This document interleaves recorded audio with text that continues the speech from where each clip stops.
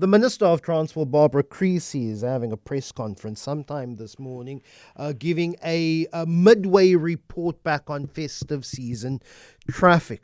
Already there have been more and more calls, like here in the Western Cape, just literally appealing for greater responsibility because the festive season movement of people has already claimed lives. Last weekend, 24 fatalities in 22 crashes on Western Cape roads, many of them also being pedestrians.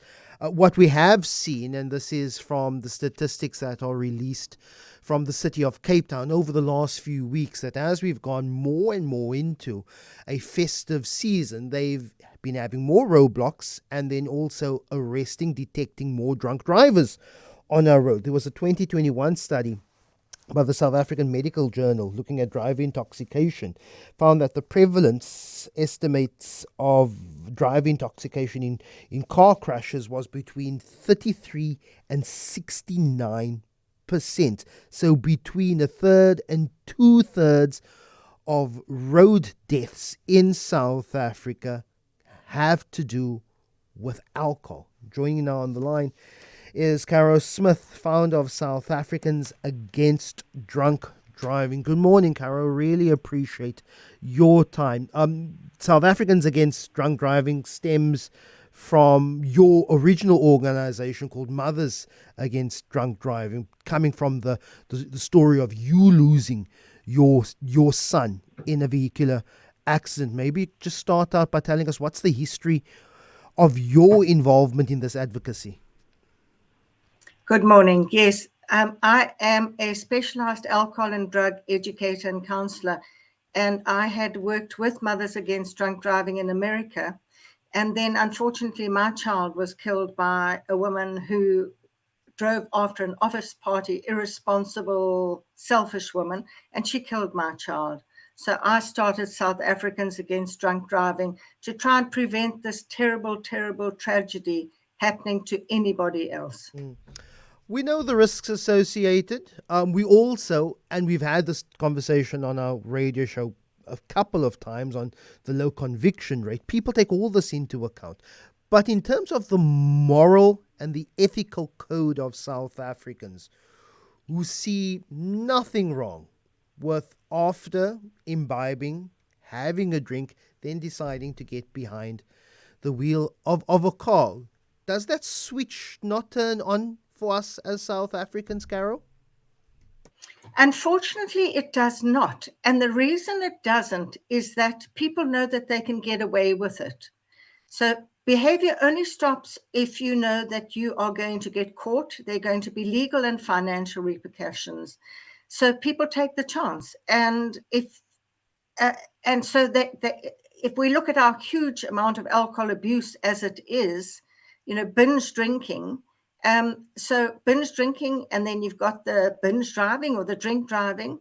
And also, people get away with it so many times that they don't crash and they think it's okay. But just that one time when something unusual happens, a drunk pedestrian runs across in the road in front of you, and you've had one maybe to drink, or two or four, and you cannot avoid that crash. So either you kill the pedestrian or you kill the pedestrian and yourself. Lester, the thing that really frightens me is the number of young people who are killing themselves, coming back from soccer matches, coming back from rugby matches, driving in these beautiful big new cars because they're getting very good salaries or payments now, killing themselves, killing all their passengers, or crashing into other people, killing them, or severely injuring them, putting them into wheelchairs, putting them, into the state system that they have to get social grants.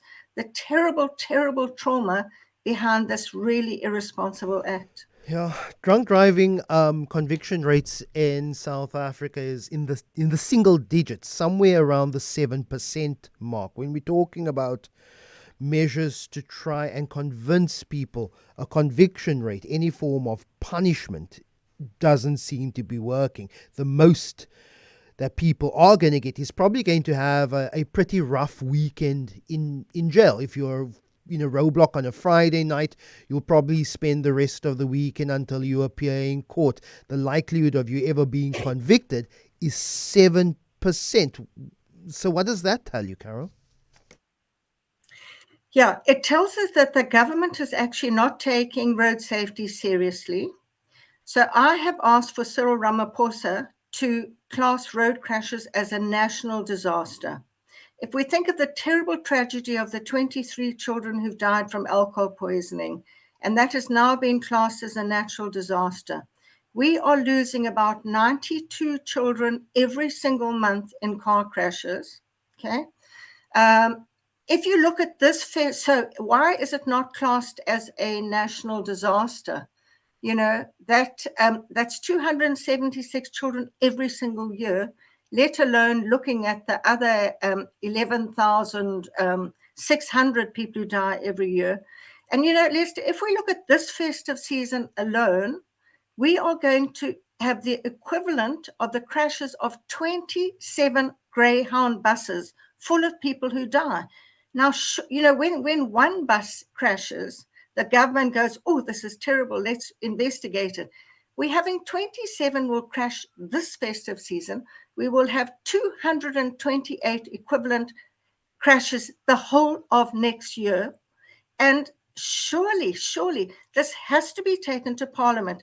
It's got to be seen by Department of Transport, Department of Justice have to do something to make it take it more serious. We have to have social development because of all the grants that come in, and we have to have finances, health, everyone. It has to be taken to Parliament. Do not ask people to behave. Please, Minister Creasy, do not say we have to educate people. Education does not work. The only thing that works is the big stick, convictions, loss of suspension of license, and if you kill somebody, jail time. Caro Smit, really appreciate your time, founder of South Africans Against Drug Driving.